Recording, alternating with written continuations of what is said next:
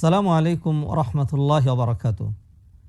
প্রিয় দর্শক শ্রোতা, আবারও আপনাদের সামনে আল কোরআনের শিক্ষণীয় চমকপ্রদ কাহিনী নিয়ে এসেছি। আমরা পূর্বে আপনাদের সাথে আলোচনা করছিলাম নূহ আলাইহিস সালামের কাহিনী নিয়ে।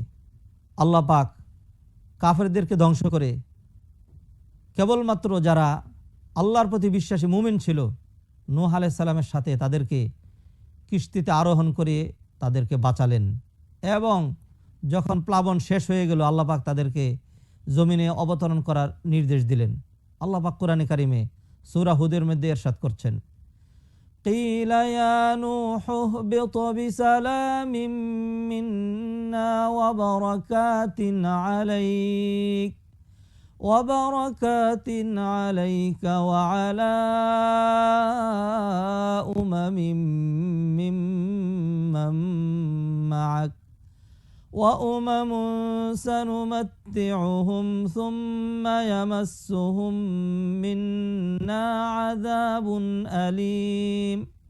আল্লাহ বলেন, ইয়া নূহ ইহবিত, হে নূহ আপনি অবতরণ করুন আপনার সাথে যারা রয়েছে তাদেরকে নিয়ে, বিসালাম নিরাপত্তা সহ, আপনাদের কোনো ক্ষতির আশঙ্কা নেই, বরং আমার পক্ষ থেকে বরকতের ওয়াদা রইল যে আপনার জন্য এবং আপনার সাথে যারা রয়েছে পরবর্তী উম্মত যারা হবে আমি আল্লাহ তাদেরকে বরকত দেব। সেই বরকতের ওয়াদা দিয়ে আল্লাহ পাক তাদেরকে সেই জুদি পাহাড়ের উপর নৌকা থেকে অবতরণ করে জমিনে আসার নির্দেশ দিলেন।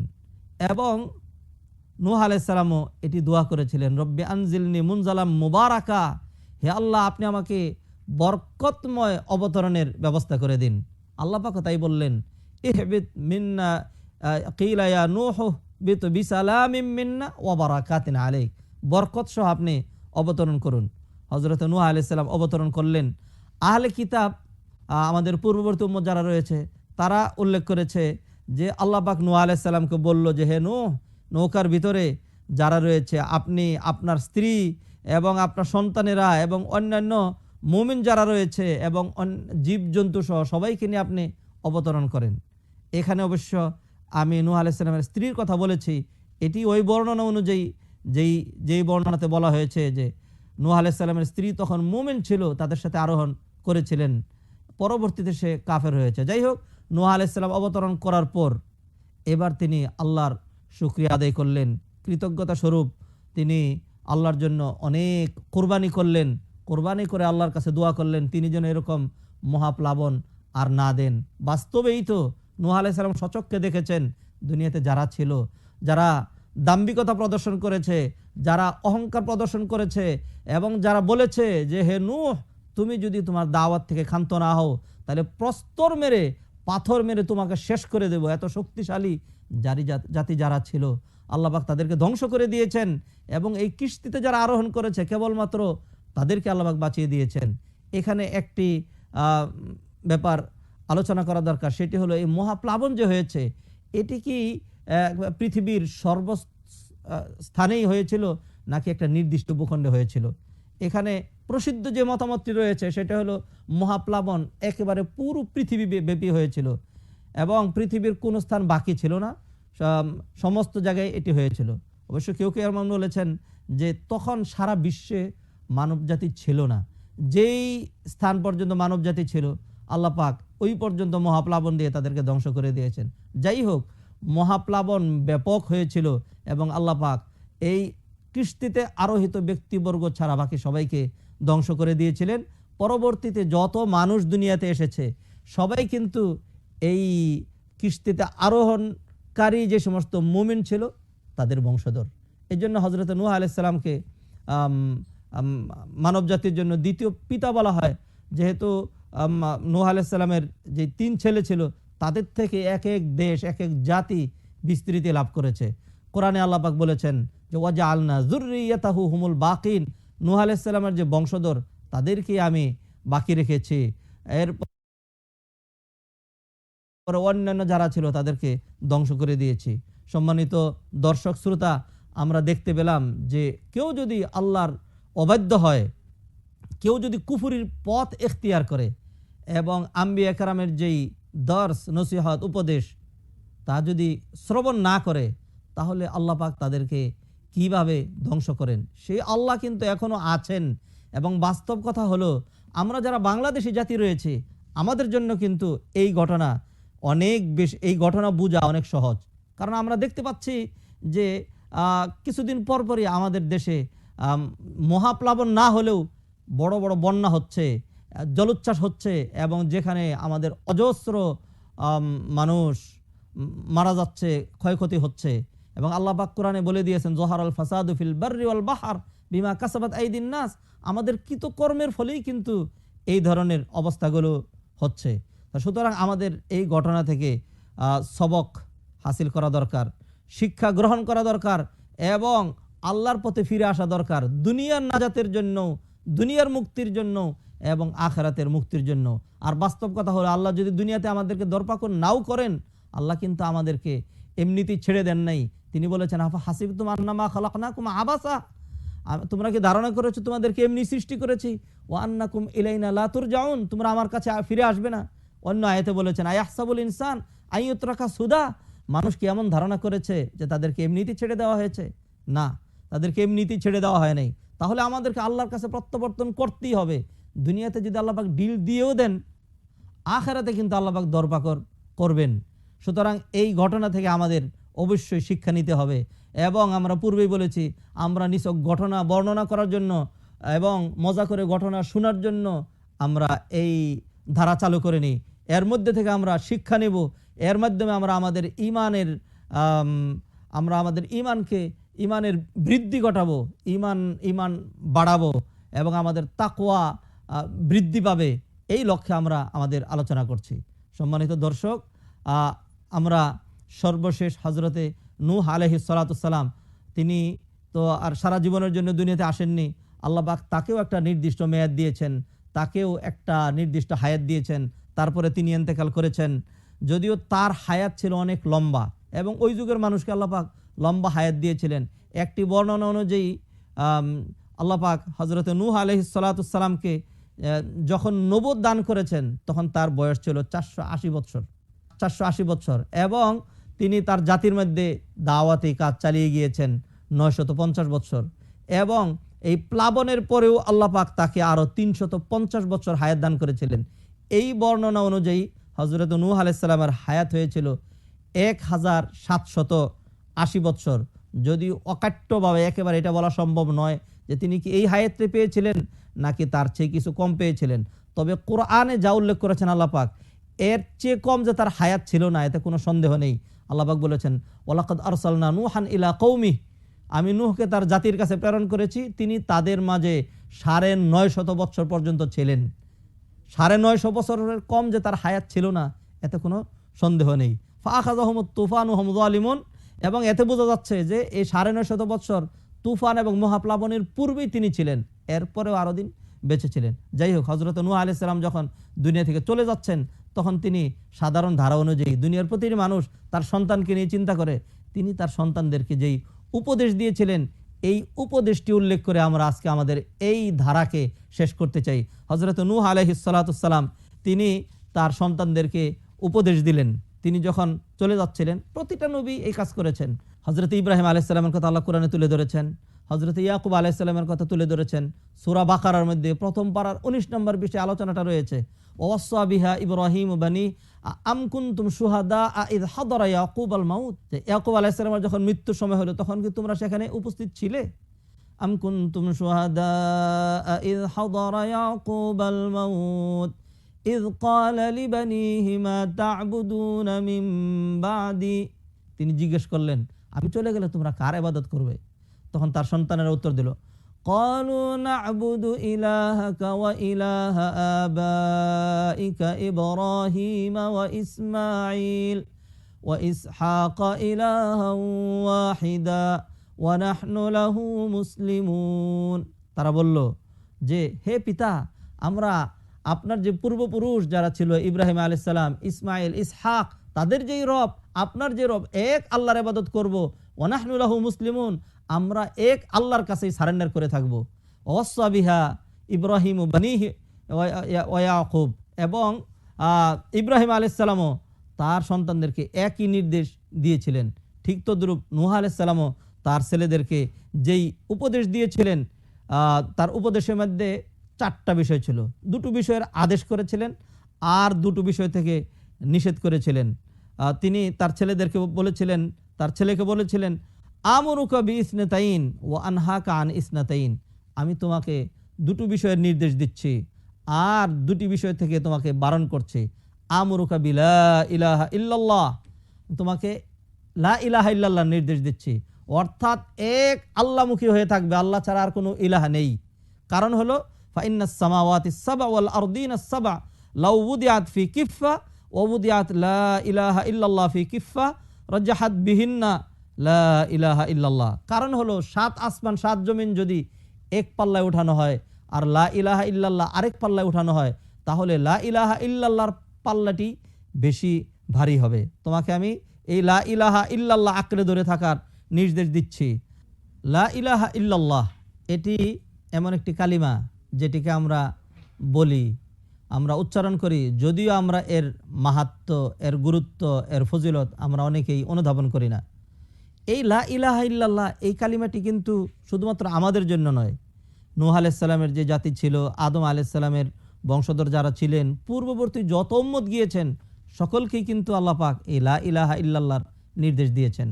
কোরআনে কারিমে আল্লাহ পাক সূরা জুমারের মধ্যে বলছেন ওয়ামা আরসালনা মিন ক্বাবলিকা মির রাসূলিন ইল্লা নূহি ইলাইহি আন্নাহু লা ইলাহা ইল্লা আনা ফা'বুদুন। হে নবী, আপনার নিকট এবং আপনার পূর্বে যত নবী রাসূল অতিক্রান্ত হয়েছেন সকলের নিকট আমি এই মর্মে ওহী প্রেরণ করেছি, আন্নাহু লা ইলাহা ইল্লা আনা, আমি ছাড়া আর কোনো ইলাহ নেই, সুতরাং তোমরা কেবলমাত্র আমি আল্লাহরই ইবাদত করবে। সম্মানিত দর্শক শ্রোতা, সুতরাং হযরত নূহ আলাইহিস সালাম তার ছেলেকে যেরকম উপদেশ দিয়েছেন লা ইলাহা ইল্লাল্লাহ, আমার আপনারও তো প্রত্যেকেরই সব সময় আমাদের সন্তানদেরকে এই লা ইলাহা ইল্লাল্লাহর উপদেশ দেওয়া উচিত। কারণ হলো আমরা তো জানি না যে কখন আমরা দুনিয়া থেকে চলে যাব। লা ইলাহা ইল্লাল্লাহ এটি এমন এক বিশাল ফজিলতপূর্ণ গুরুত্বপূর্ণ এক বাক্য, কেউ যদি এই লা ইলাহা ইল্লাল্লাহটি উচ্চারণ করতে পারে, তার মৃত্যুর পূর্ব মুহূর্তে আল্লাহ যদি কাউকে এই তৌফিকটি এনায়েত করেন, তাহলে তার জন্য কিন্তু জান্নাত ওয়াজিব হয়ে গেল। যেমন আল্লাহ রাসূল সাল্লাল্লাহু আলাইহি সাল্লাম হাদিসের মধ্যে বলেছেন মান কানা আখিরু কালামিহি লা ইলাহা ইল্লাল্লাহ দাখালাল জান্নাহ, কোনো ব্যক্তির শেষ কালিমা, শেষ কথা যদি লা ইলাহা ইল্লাল্লাহ হয়, তাহলে ওই লোকটি জান্নাতে চলে যাবে। তিনি তার ছেলেকে আর যে উপদেশটি দিলেন সেটিও এই লা ইলাহা ইল্লাল্লাহকে কেন্দ্র করে, ওয়া সুবহানাল্লাহি ওয়া বিহামদিহি এগুলোকে কেন্দ্র করে, যে অর্থাৎ 7 আসমান 7 জমিন এটি যদি একটি গোল রিং হয় আর এটিকে পেঁচিয়ে লা ইলাহা ইল্লাল্লাহ এবং সুবহানাল্লাহি ওয়া বিহামদিহি আল্লাহর প্রশংসা সম্বলিত আল্লাহর তাওহীদের বাক্য যদি এটাকে ঘিরে থাকে, অর্থাৎ এই জমিনে যতদিন পর্যন্ত লা ইলাহা ইল্লাল্লাহকে কেন্দ্র করে মানুষ চলতে থাকবে, ততদিন পর্যন্ত এই লা ইলাহা ইল্লাল্লাহকে কেন্দ্র করেই কিন্তু আল্লাহ পাক তার সকল সৃষ্টিকে রিজিক দিয়ে যাবেন। বাস্তবতাও তাই। যেদিন জমিনে এমন অবস্থা হবে হাত্তা লা ইউকালা আল্লাহ আল্লাহ আল্লাহ আল্লাহ বলনেওয়ালা কেউ থাকবে না, লা ইলাহা ইল্লাল্লাহ পড়নেওয়ালা কেউ থাকবে না, ঈমান যখন চর্চা হবে না, আল্লাহর জমিনে যখন আল্লাহর ইবাদত হবে না, তখন কিন্তু আল্লাহ পাক কিয়ামত ঘটিয়ে দিবেন। সুতরাং আমার জন্য, আপনার জন্য, আমাদের সকলের জন্য এটি একটি বড় শিক্ষণীয় বিষয় যে আমরা সব সময় বিভিন্ন রকম মাবুদ, বিভিন্ন রকম বাতিল মাবুদ, তাগুত ইত্যাদির দিকে মনোনিবেশ করার দরকার নাই। আল্লাহ পাক আমাকে আপনাকে সম্মান দিয়েছেন, আমার আপনার সম্মান হলো এক আল্লাহর গোলাম হয়ে থাকার মধ্যে, এক আল্লাহর গোলামি, দাসত্ব এবং দাসত্বের শৃঙ্খল পরিধান করে থাকার মধ্যে। এই ছিল নূহ আলাইহিস সালামের উপদেশ তার ছেলের জন্য। এবং তিনি বললেন যে ওয়া আনহাকা আন ইসনাতাইন, আমি তোমাকে 2টো বিষয় থেকে বারণ করছি। যেই দুটি বিষয় থেকে তিনি বারণ করেছিলেন সেই 2টি বিষয় হলো ওয়া আনহাকা আনিশ শিরকি ওয়াল কিবির। আল্লাহ আল্লাহ, ব্যাপার দুটি অনেক বড়, অনেক ওয়াইড এন্ড ব্রড, অনেক প্রশস্ত বিষয়। ওয়া আনহাকা আনিশ শিরক, আমি তোমাকে শিরক থেকে বারণ করছি। আল্লাহ, শিরক এমন এক বিষয়, শিরক যে কোনো মানুষের মধ্যে যদি একটি মাত্র শিরক থাকে, একটি মাত্র শিরক, এবং শিরক 2 প্রকার, একটা হলো ছোট শিরক আর একটি বড় শিরক। ছোট শিরিক কবিরা গুনাহ, কিন্তু বড় শিরিকের কথা বলছি। যদি কেউ একটি শিরিক নিয়ে মারা যায়, একটা বড় শিরক, আর অপরদিকে লক্ষ লক্ষ কোটি কোটি নেক আমল নিয়ে মারা যায়, জমিন থেকে আসমান পর্যন্ত যে বিশাল ফাঁকা জায়গা রয়েছে এইটুকুন ভর্তি নেক আমল নিয়ে কেউ যদি মারা যায় আর শুধুমাত্র একটি বড় শিরিক নিয়ে মারা যায়, তাহলে একটি শিরিকের কারণেই তার সারা জীবন জাহান্নামে থাকতে হবে। এক দিনের জন্য সে জান্নাতে আসতে পারবে না, তার সকল নেক আমলগুলো বরবাদ হয়ে যাবে, কারণ আল্লাহ পাক শিরক ক্ষমা করেন না। এই জন্যই কোরআনে কারিম আল্লাহ পাক বলেছেন, ইন্নাল্লাহা লা ইয়াগফিরু আন ইউশরাকা বিহি ওয়া ইয়াগফিরু মা দুনা যালিকা লিমান ইয়াশা। আল্লাহ পাক কোনো অবস্থাতে শিরক মাফ করেন না, অর্থাৎ শিরক নিয়ে যদি কেউ মারা যায় এটা আল্লাহ পাক মাফ করেন না। আর যদি কেউ তওবা ছাড়াও অজস্র অসংখ্য গুনাহ নিয়ে মারা যায় কিন্তু শিরক যদি তার মধ্যে না থাকে, তাহলে আল্লাহ পাক তার তাওহীদকে কেন্দ্র করে তার সমস্ত গুনাহ মাফ করে দিয়ে তাকে জান্নাতে দিয়ে দেন। যেমন হাদিসে কুদসির মধ্যে রয়েছে, সেখানে আল্লাহ রাসূল সাল্লাল্লাহু আলাইহি ওয়াসাল্লাম বলেছেন যে আল্লাহ পাক বলছেন, ইবনা আদম, হে আদম সন্তান, লাউ আতাইতানি বিকরাবি আহলিল আরদি খাতায়া সুম্মা লাকিতানি লা তুশরিকু বি শাইআ আতাইতুকা বিকরাবিহা মাগফিরা।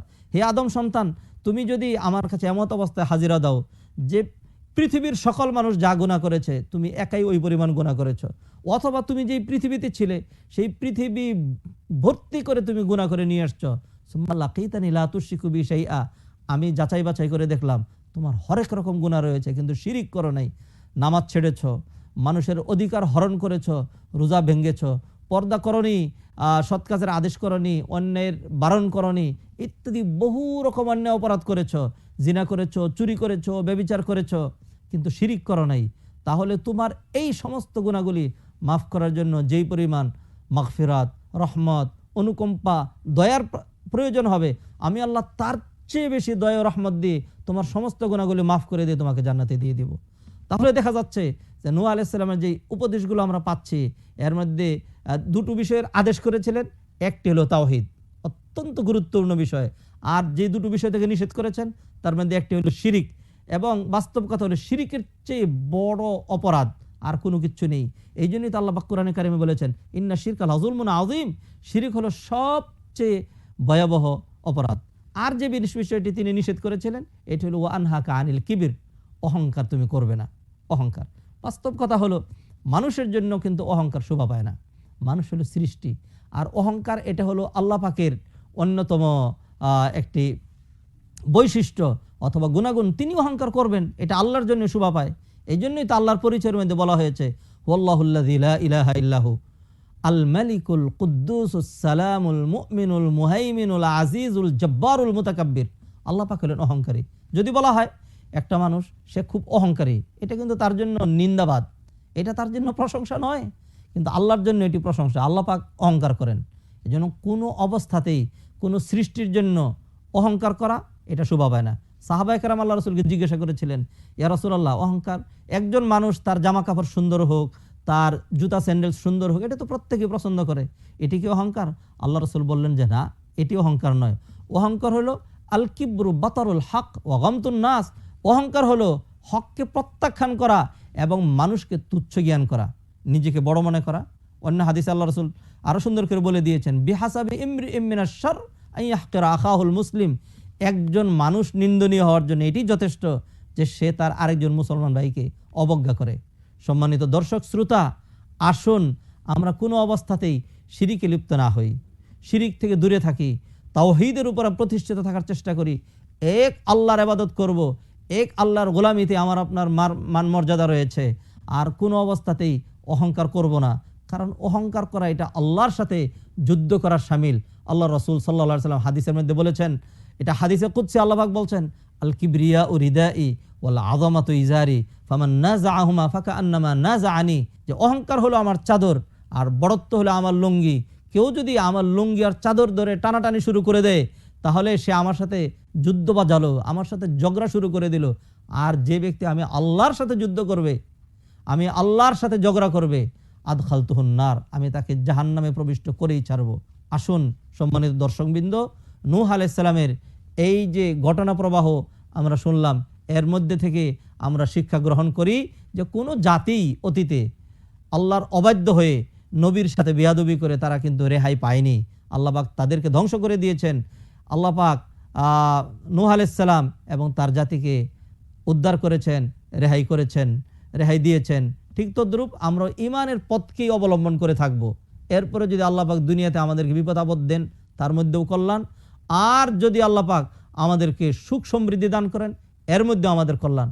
আর কেউ যদি ঈমান হারা হয়ে দুনিয়াতে বাদশাহী জীবনযাপন করে, এর মধ্যেও কোনো কল্যাণ নেই। আর যদি কেউ ঈমান হারা হয়ে দুনিয়াতে কষ্ট করে থাকে, এর মধ্যেও কোনো সার্থকতা নেই। তাই আসুন, ঈমানের পথ, তাওহীদের পথ, লা ইলাহা ইল্লাল্লাহর পথ, এটিই হবে আমার আপনার পথ। এই প্রত্যয় ব্যক্ত করে আজকের মতো আল কোরআনের কাহিনীর ইতিরেখা টানছে। আল্লাহ পাক আমাদেরকে শিক্ষা গ্রহণ করার তৌফিক এনায়েত করুন। আমিন ওয়া মা তৌফিক ইল্লা বিল্লাহ। ওয়া সাল্লাল্লাহু ওয়া সাল্লাম আলা নবিয়িনা মুহাম্মদ ওয়া আলা আলিহি ওয়া সাহবিহি আজমাইন। আসসালামু আলাইকুম ওয়া রাহমাতুল্লাহি ওয়া বারাকাতুহু।